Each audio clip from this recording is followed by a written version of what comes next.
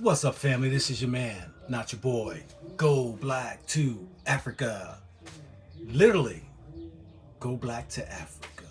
Or any place that you will find safer than damn Erica. That's right. Put the D in front of America, capitalize the E. Damn Erica. America is damned, y'all. And many prophets have spoken things around the world and over thousands of years, and we've taken things for granted. And sometimes people take heed in that moment of time, you know. But I want you all to really pay close attention to this right here. For those who are outside of America, and I'm right here in Northeast Africa. For those who've been guessing where I would be at next, I'm here in Israel, where the Hebrews, the Jews, the ones, the ones who chose to make a change out of America back in 1967. I'm here to celebrate their. All right, I'm back. I'm back. The influx of the internet, it just goes in and out. But, you know, these 18 children that were murdered,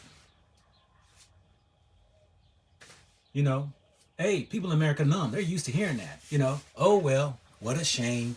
The people are crazy out here, and not recognizing that the pulse, put your finger on the pulse of the moral values of America, the morality of America, the spirituality of America, that so many countries are so fighting to be in America, around America, and be just like America, and yet don't even understand what is actually transpiring before their eyes. Even those who are living in America are so blind that they can't even see what has unfolded here just over in the past 20 years. We'll have 18 mothers from Texas who will stand before the public and cry and say this has to stop. We have to do something. You're gonna have the same old repetitive of heart-wrenching cry from mothers and fathers and family members and brothers and sisters of why, or this happened. Everybody wants to go ahead and blame guns. They want to blame the crime, blame their governors, blame their senators, but nobody wants to blame the lack of morality and following the Most High. Following the Most High means nothing but just understanding and live life right. Under some simple, rules of engagement, if you will. It is amazing that you can get the president up there to talk about, he's saddened by hearing the news of these, the murderers that happened. He better get ready because his plane gonna be very busy. You talking about fuel costs? He's gonna be flying around many other states. I told my wife this about a couple of weeks ago. America's is going through a tremble this year, but it's about to hit an explosion. An explosion of this, what we see right now. It's erupting. It is erupting, and I'm telling you, the cancel culture, the crippled culture, people culture, whatever you want to call it, done. And for those who have eyes, and for those who have ears, let him see and hear.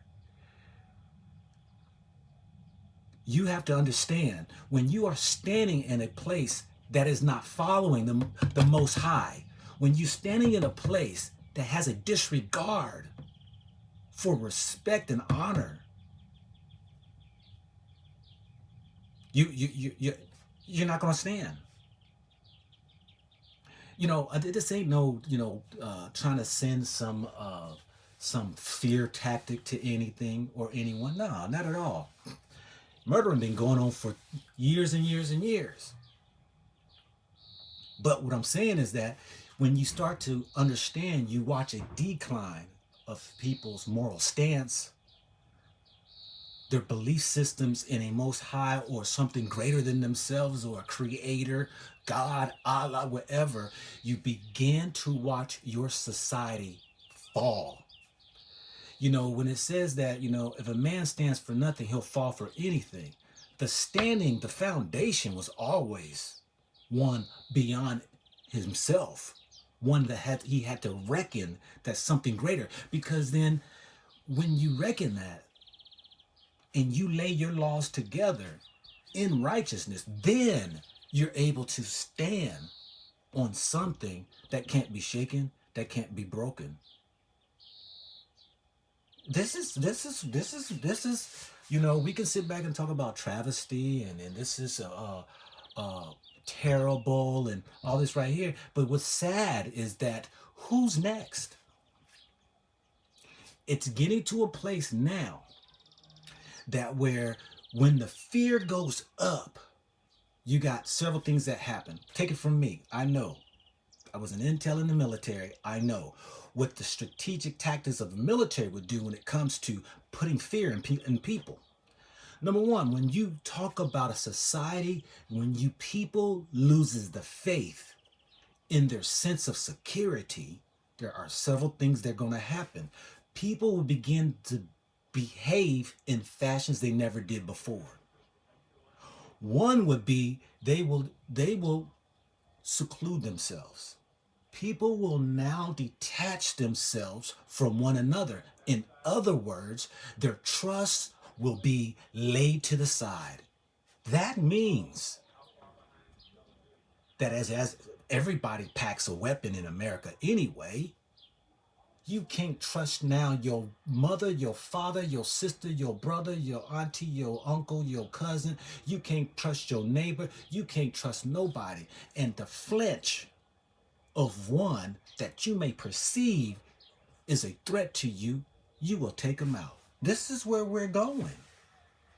This is where we're headed. It's already there. We're just now just seeing those who have gone over the edge. See, those right there, these are ones who, these are hate that are happening now. That's the first wave. You know, that, you know, when you talk about they were crazy, they were racist, they were this and that, that is the first wave. Those are the first wave of people. But even now, you're starting to see already mama's killing babies. Daddy's killing girlfriends and babies in themselves. You're starting to see, I just saw just yesterday, there's reports every day.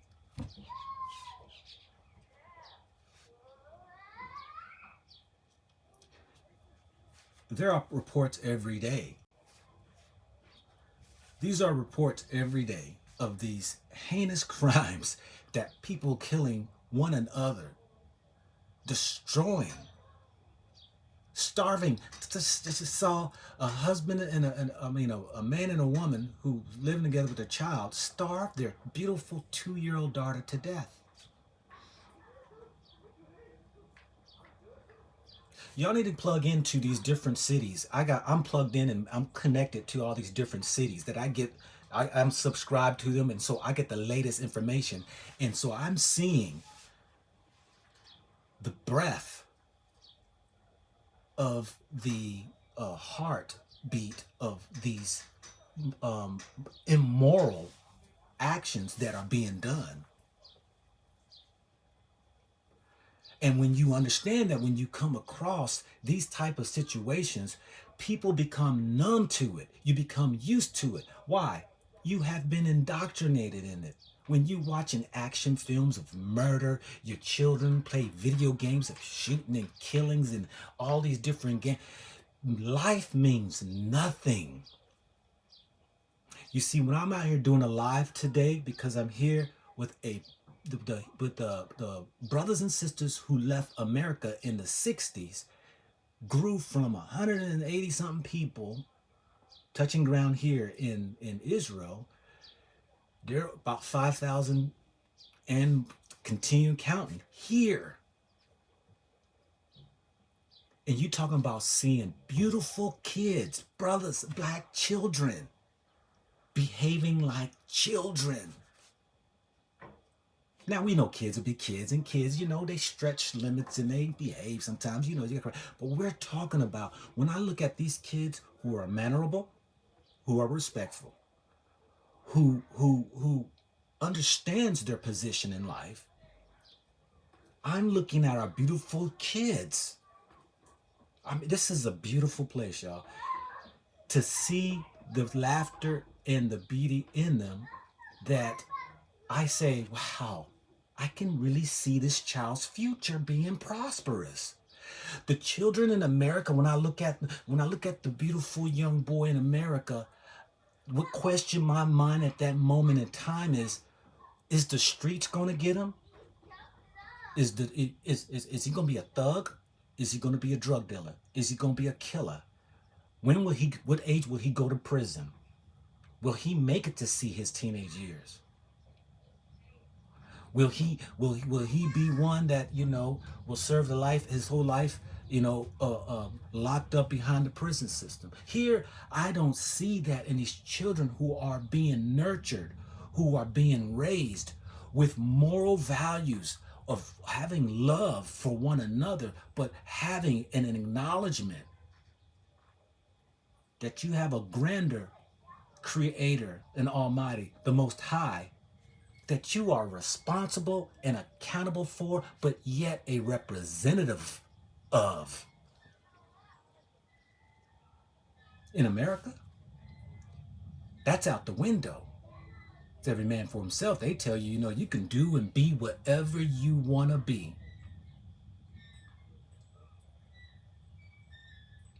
I saw somebody said it was actually 22 people killed. I'm quite sure the numbers are going to go up. Those who were probably, critical condition, and some probably fell away, And, my thing is that we have to be in a spiritual awareness.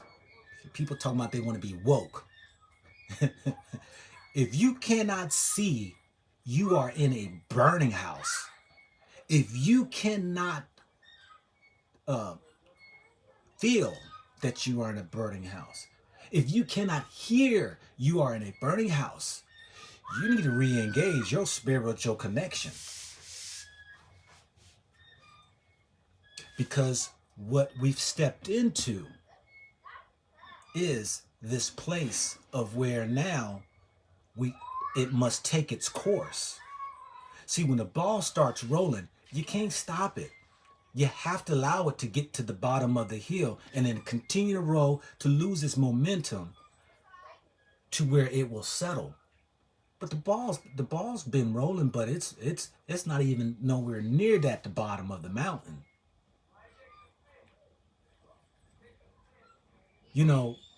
We can sit here all day long and continue the same rhetoric that they put on TV. They want to put the crime mama. They want to put the president. They want to put these people up here and talk how bad it is. And we need to stop this. We got to stop the killings. Then you got those who are against guns and those who are for guns, and they ain't never done, and nothing changes. And then the same thing happens. When it comes, watch. What you going to say now? But the sad part about it is that very few of us are doing anything. And some of us have the means to protect our children, our generations, for those who know that the Most High has a better and greater place for them, are doing nothing.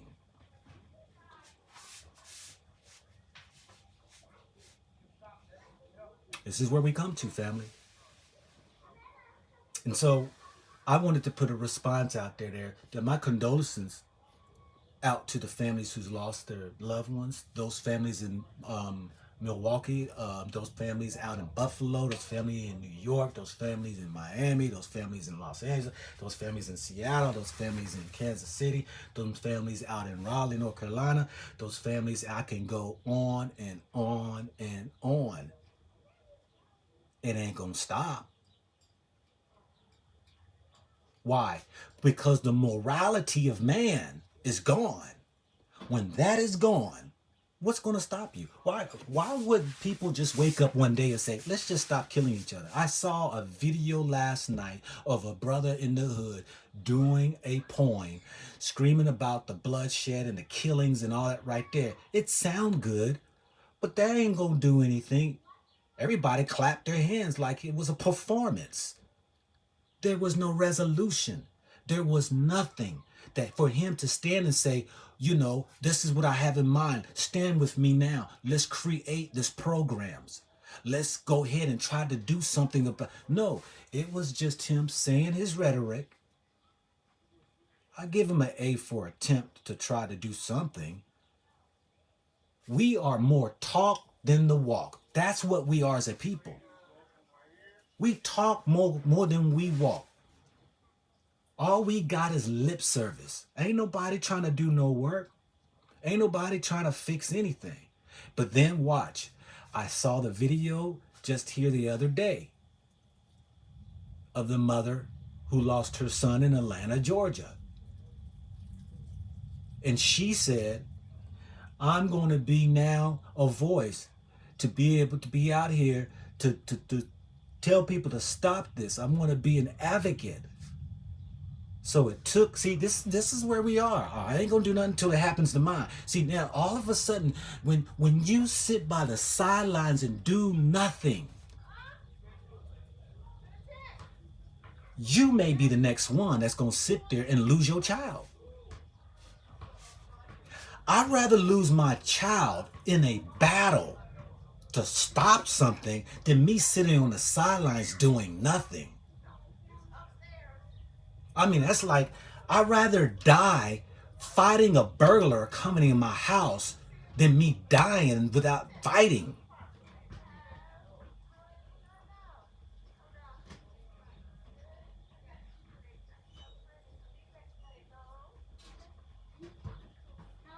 Nah, Jesus ain't got nothing to do with anything with this. Who got anything to do with this is you. If you thinking some God coming in the cloud, some Jesus coming in the cloud, you keep on in your fairy tales and go ahead and rock yourself back to sleep. What we need to do is come out of this daggone hypnosis of garbage of belief systems that have killed us in us standing up for ourselves and creating what is meant for us to create. If you come from the Creator, you are the Creator. Now it's time for you to go do the work.